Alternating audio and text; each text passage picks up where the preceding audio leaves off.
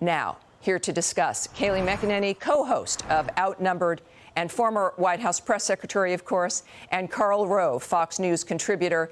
You know, both of you have extraordinary access. You've both been in the White House. You've both been advising and working with the top tier of power, the presidents of the United States.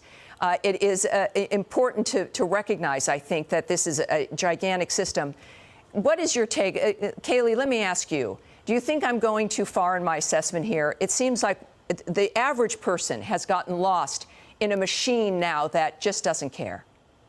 I think you're spot on. Look, President Obama recently said that President Joe Biden is finishing what I started. But let's not forget what President Obama started ended in the presidency of President Donald Trump. And when you looked at exit polling through the primaries, one poll always stuck out to me, and this was the 2016 primaries, and it was this: they felt betrayed by the federal government. That was at a record high, and in blue states, in fact, the betrayal of the federal government metric was close to 50% in some blue states, and that existed for a very specific reason. Americans were left behind, and by contrast, when you got to 2019, pre-pandemic, and President Trump, you saw the largest annual gains in median household income on record. Groups that have been traditionally left behind, Black Americans, Hispanic Americans, disproportionately saw those gains. Poverty at a low going back to 1959. The results were there, and I think doubling down on the Obama policies is a real risk for President Joe Biden, even if he doesn't see it now. You know, it's fascinating. Karl, great to see you. This is a perfect juxtaposition, though. The shocking success economically of Donald Trump, that we were told could never happen, that this was just, you know, new normals and it's just the global thing and this is what happens. And suddenly there was proof that, wait a minute, one person can make the difference.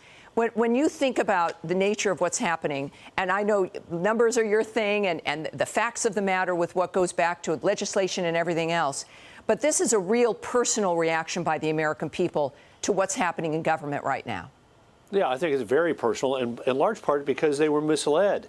There was no mandate created for this by a campaign in 2020 that said, elect Joe Biden president. He's going to ask for $6 trillion to be added to the deficit. He's going to call for a huge expansion of federal power, and the government is going to take over everything from running your elections to determining what kind of car you drive to what your kids learn in school and so forth. None of that was done during the campaign. Very simple message during the campaign.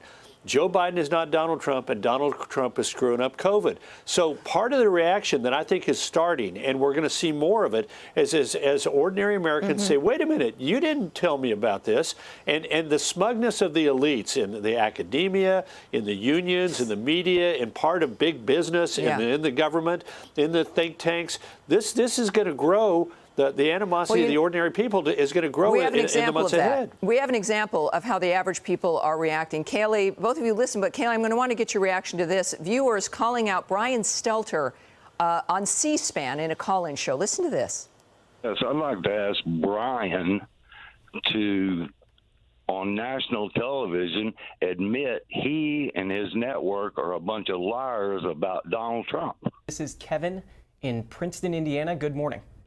Yeah, Mr. Stelter is the biggest minister of misinformation I have ever heard, and I'm a news junkie. He made the statement just a few minutes ago that he is all the stories are always evolving. Yeah, his stories absolutely evolve. Brian Stelter. Thank you for the feedback. I appreciate it. Savannah, Georgia. Rick, good morning. You're next. Yes, I was just wondering if you still feel like Michael Avenatti is the greatest thing in the world and should run for president of the United States. That's and funny.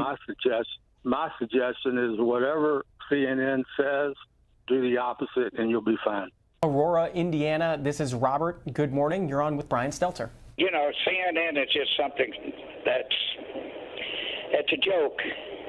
It's a joke. Right.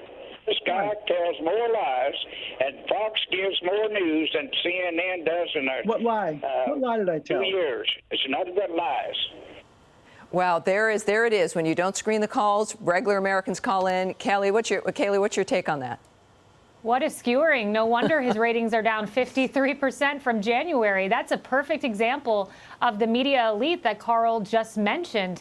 He says what lies, mistruths, whatever you want to call it. Well, one example is the IG report that shows President Trump did not clear the path in Lafayette Park with tear gas, clear the path of protesters in order to have a photo op, contrary to what Jim Acosta suggested time and time again on that network. We know the Russia bounty story. There were Russia bounties on the heads of American soldiers. That was not the case, and they said President Trump ignored that. We know when President Trump was called crazy for saying the Wuhan lab might be the origin for COVID-19. In fact, it looks like he might have been right after all, and that's just 3 examples of many. There's no wonder that now 79% of independents say that they believe the media makes up fake stories and intentionally publishes them. That's an extraordinary statistic. Karl, we've got a few seconds here. What's your take on him finally hearing the reality of what people think about what they're doing over there?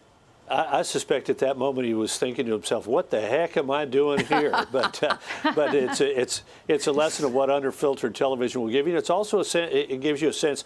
The ordinary Americans have a lot of common sense. And that's right. They're reacting. They're the people who are paying the bill at the grocery store and seeing prices growing up. They're the people who are worrying about what debt is going to do to their kids. They're the people who say, when you talk about transformation of our country, I like our country the way it is. And when people start talking about wokeness, it starts to get, they say, I'm already awake.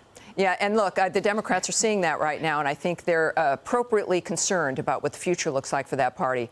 Thank you both very much for joining me tonight. Great stuff. I appreciate it. Thank you.